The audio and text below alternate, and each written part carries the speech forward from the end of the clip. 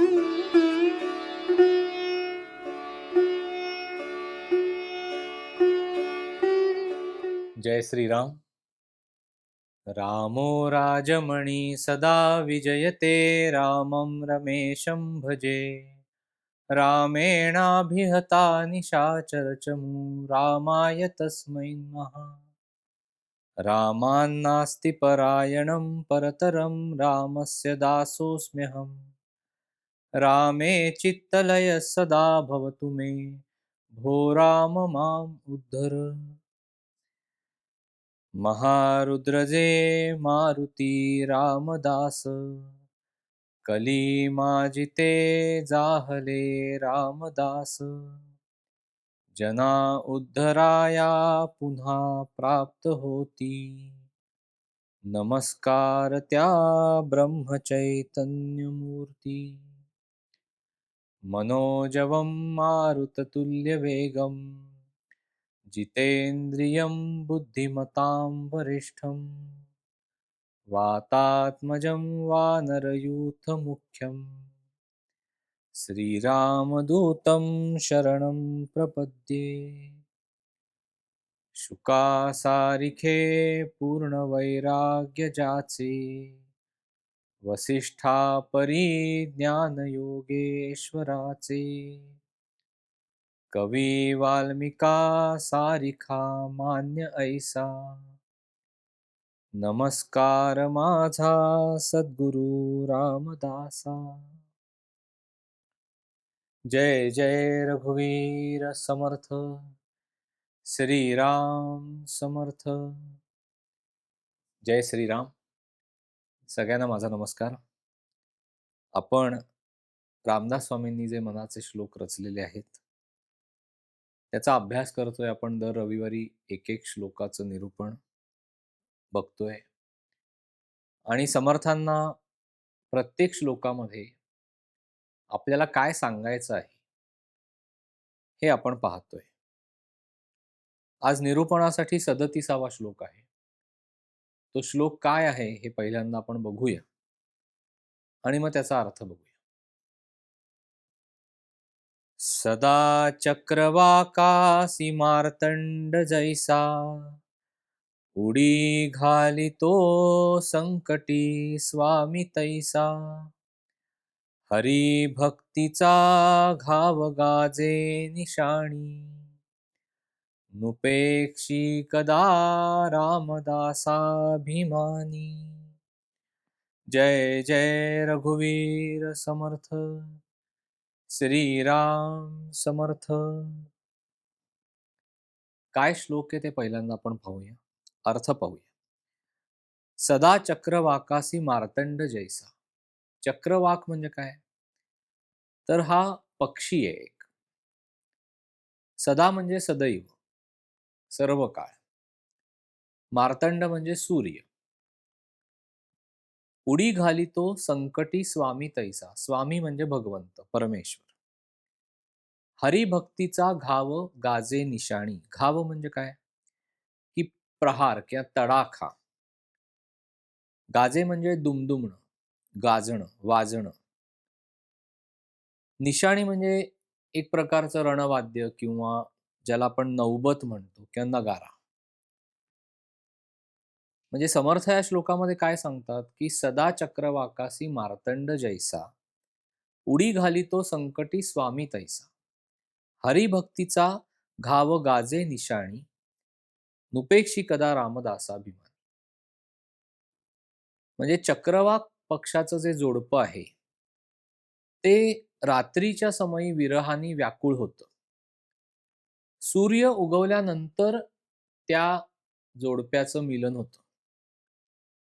म्हणजे चक्रवाक पक्षाच्या जोडप्याला एकत्र आणण्यासाठी, त्यांचं मिलन होऊन देण्यासाठी जसा सूर्य धावून येतो, मार्तंड म्हणजे सूर्य, त्याप्रमाणे भक्त जेव्हा संकटामध्ये असतो तर त्याच्या रक्षणासाठी भगवंत धावून येतो.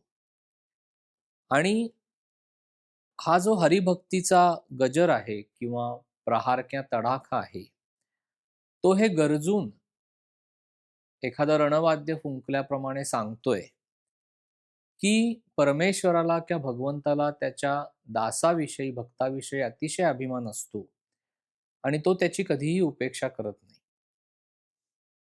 चक्रवाक पक्षाची गोष्ट तुम्हाला सांगतो. हे जे चक्रवाक पक्षाचं जोडपं आहे, हे प्रेम, निष्ठा, विरह आणि पुनर्मिलन याचं प्रतीक आहे. दिवसा हे पक्षाचं जोडपं एकमेकांबरोबर राहतं प्रेमाने. पण रात्र झाली, की नैसर्गिकरित्या ते वेगवेगळे होतात. म्हणजे त्यांच्यामध्ये विरह उत्पन्न होतो आणि त्या विरहाने व्याकुळ होऊन हे चक्रवाक पक्षाचं जोडपं एकमेकांना हाक मारत राहतं, ओरडत राहतं. सूर्य उगवला, की त्यांचं पुनर्मिलन होतं. म्हणजे जणू काही त्यांच्या मिलनासाठी किंवा ते विरहाने व्याकुळ होतायत, त्या व्याकुळतेतून किंवा विरहातून जे दुःख उत्पन्न होतं, त्या दुःखातून, त्या व्याकुळतेतून त्यांची मुक्तता करण्यासाठी जणू काही सूर्य धावून जातो. तसा भक्त संकटामध्ये असताना त्याचं रक्षण करण्यासाठी भगवंत धावून जातात. आणि हे पहिल्या 2 चरणांमध्ये समर्थ आपल्याला सांगतात, की "सदा चक्रवाकासी मार्तंड जैसा" म्हणजे ज्याप्रमाणे चक्रवाक पक्षाच्या जोडप्याला विरहाच्या दुःखातून मुक्त करण्यासाठी ते जे व्याकुळ झालेले आहेत, त्या दुःखातून त्यांना मुक्त करण्यासाठी जसा मार्तंड म्हणजे सूर्य धावून जातो. उडी घालितो संकटी देव तैसा. म्हणजे भगवंत त्याच्या भक्ताच्या रक्षणासाठी, भक्त जेव्हा संकटामध्ये सापडलेला असतो, त्यावेळेला देव त्याच्या रक्षणासाठी धावून जातो. आपल्याला सगळ्यांना गजेंद्र मोक्षाची कथा माहिती आहे. इंद्रद्युम्न नावाचा एक राजा होता. तो मोठा विष्णू भक्त होता. पण एकदा एका क्रोधायमान झालेल्या ऋषींच्या शापामुळे त्या राजाला हत्तीचा म्हणजे गजेंद्राचा जन्म प्राप्त होतो. पण त्याला त्याच्या पूर्वजन्माची आठवण असते. एक दिवस सरोवरामध्ये जलक्रीडा करण्यासाठी हा गजेंद्र पाण्यामध्ये उतरतो.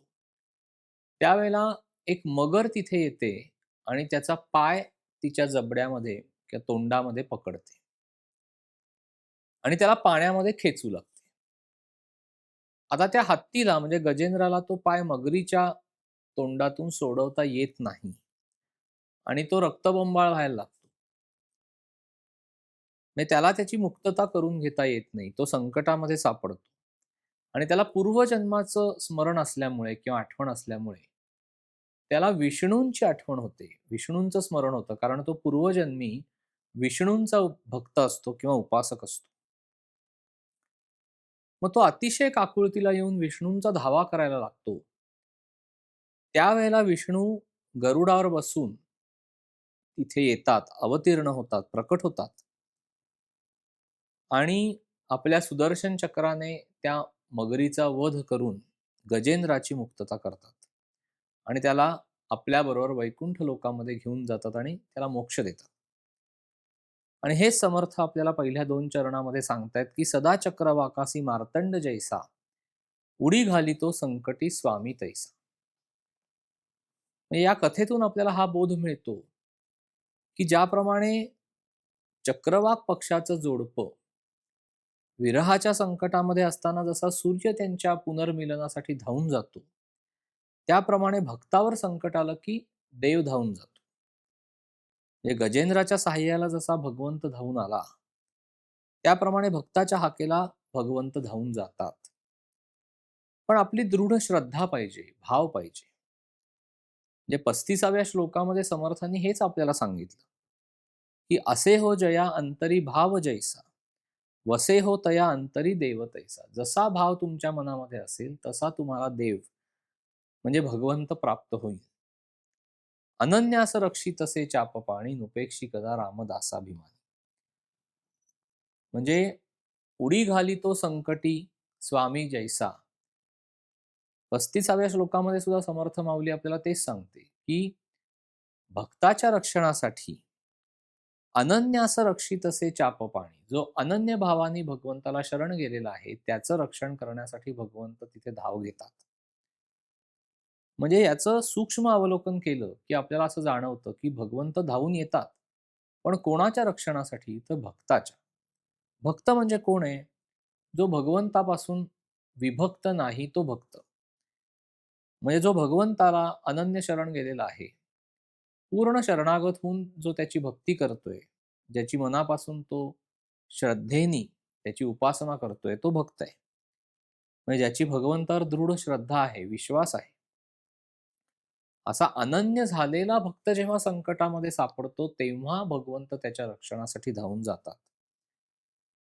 तुकाराम महाराज एका अभंगामध्ये असं म्हणतात, की "भक्तिपाशी देव घालीतसे उडी, धूत असे घोडी अर्जुनाची. बळीने बांधिला गोपींनी वेष्टीला, पार्थरथी झाला सारथी जो. तुका म्हणे माझी पुरवावी आवडी, वेगे घाली उडी नारायण." तुकाराम महाराजांनी सुद्धा हेच या अभंगामध्ये सांगितलं, की भक्तिपाशी देव घाली तसे उडी.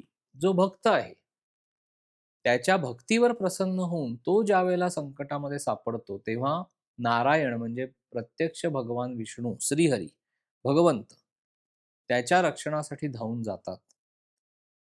मग प्रसंगी ते अर्जुनाच्या रथाचं सारथ्य करतात. अगदी त्याच्या रथाची घोडी सुद्धा ते धुतात. असा हा भगवंत बळीराजाच्या प्रेमाने तो बांधला गेलेला आहे. त्याच्या भक्तीवर प्रसन्न होऊन द्वारपाल झालेले आहेत भगवान. गोपींच्या भक्तीनी जणू काही भगवंताला वेढलेलं आहे गोपींनी. तर अशा या नारायणाला तुकाराम महाराज सांगतायत, की जिथे-जिथे तुझा भक्त संकटामध्ये सापडेल, तिथे-तिथे वेगे घाली उडी नारायण. आणि हे समर्थाने सुद्धा आपल्याला दुसऱ्या चरणामध्ये सांगितलं पहा, की उडी घाली तो संकटी स्वामी तैसा. फक्त आपल्या मनामध्ये ती आस पाहिजे. नामदेव महाराज सुद्धा एका अभंगामध्ये म्हणतात.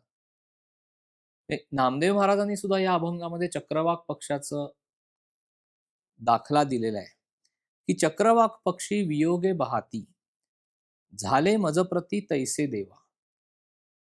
चुकली या माय बाळक रडती, तैसी मज गती झाली देवा. नामा म्हणे मज ऐसे वाटे चित्ती, करी तसे खंती फार तुझी. म्हणजे चक्रवाक पक्षी जसं विरहाच्या दुःखाने ओरडतात, तळमळतात, तसं देवा माझंही झालेलं आहे.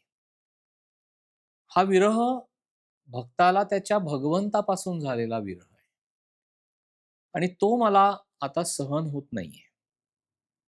म्हणजे इथे शिवापासून जीवाचा जो विरह आहे, ईश्वरापासून जो जीव दुरावलेला आहे, तर त्या दुरावलं जाण्यामुळे त्याला असह्य अशा यातना किंवा वेदना भक्ताला होत असतात, जेव्हा तो भगवंतापासून विरह होतो. त्याला तो विरह सहन करावा लागतो. त्या विरहाचं किंवा व्याकुळतेचं वर्णन करताना नामदेव महाराजांनी या चक्रवाक पक्षाचं रूपक वापरलेलं आहे. आणि हेच सूत्र सांगताना समर्थ सुद्धा पहिल्या चरणामध्ये चक्रवाक पक्षाचं रूपक वापरून सांगतात, की सदा चक्रवाकासी मार्तंड जैसा. तिसऱ्या चरणात समर्थ माऊली म्हणते, की हरिभक्तीचा घाव गाजे निशाणी. म्हणजे हा जो हरिभक्तीचा घाव म्हणजे प्रहार किंवा डंका ज्याला आपण म्हणू शकतो, तो जणू काही एखाद्या नगाऱ्यावर केलेला जोरदार प्रहार आहे.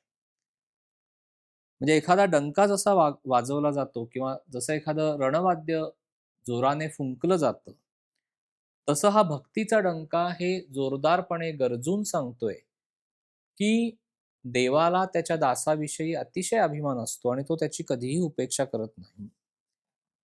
जसं सूर्य चक्रवाक पक्षाच्या पुनर्मिलनासाठी त्यांना विरहाच्या दुःखातून सोडवण्यासाठी धावून जातो, त्याप्रमाणे भगवंत सुद्धा भक्त संकटामध्ये सापडल्यानंतर भक्ताच्या रक्षणासाठी धावून जातात.